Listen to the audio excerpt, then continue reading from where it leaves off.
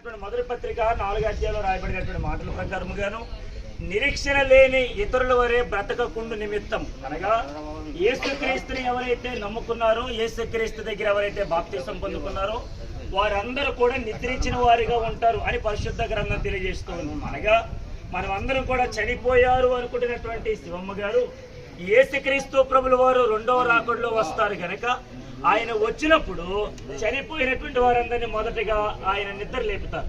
నన్ను మాట చెప్పనివ్వండి, నిద్రించిన వారిని ఎప్పుడైనా తట్టినప్పుడు వారు ఖచ్చితంగా నిద్ర నుంచి లేస్తారు. మరి చనిపోయిన వారు లేవు. అంటే ఎందుకు చెప్తున్నారంటే బాప్తిసం పొందుకొని, రక్షణ పొందుకొని, మారుమనసు పొందుకొని యేసుక్రీస్తు వారే నిజమైన దేవుడిని ఎవరైతే నమ్మి విశ్వసించి ఏ రీతిగా అయితే శివమ్మ గారు అనగా తల్లి గారు వలె బాప్తిసం పొందుకొని సిద్ధపడతారు, వారు క్రీస్తునందు నిద్రించిన వారు.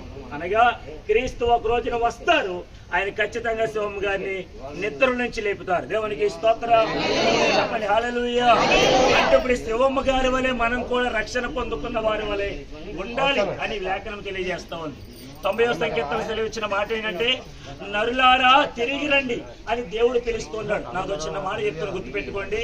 చిన్నప్పుడు పిల్లలు తప్పిపోయినప్పుడు నాన్న రండ్రా అని ఏ రీతిగా అయితే తల్లిదండ్రులు 2 చేతులు చాపి కౌగిట్లోకి పిలవడానికి ఎంతైతే ఆశపడతారో, ఇప్పుడు తండ్రి అయినటువంటి మన పరమ తండ్రి అయిన దేవుడు పిల్లలైనటువంటి వాళ్ళందరినీ చెడిపోతున్న మనలను, వెళ్ళిపోతున్న మనలను తన కవిట్లోనికి పిలుచుకోవడానికి, హత్తుకోవడానికి ఆయన అందరినీ పిలుస్తూ ఉన్నాడు. ఇప్పుడు దేవుడు శివమ్మ గారిని పిలుచుకున్నాడు.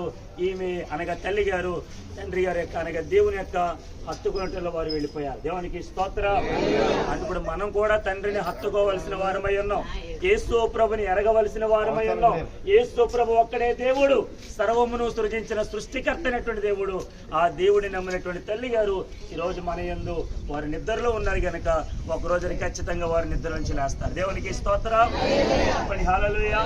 కాబట్టి ఇంకెవరైనాను ప్రభునందు విశ్వాసం ఉంచలేని వారు, బాప్తిసం పొందలేనటువంటి వారు, రక్షణ పొందలేనటువంటి వారు, యేసు ప్రభునికి తెలుసుకోలేనటువంటి వారు ఎవరైనా ఉంటే గనక యేసు ప్రభుని తెలుసుకోండి, రక్షణ భాగ్యాన్ని పొందుకోండి, ప్రభు నామాన్ని కనపరచండి. దేవుడి మాటలు మన వినికిడిలో దీవించును గాక.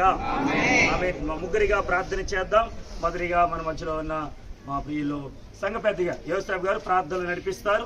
తదుపరి పాస్టమ్ గారు, పెద్ద పాస్టమ్ గారు ప్రార్థన నడిపిస్తారు.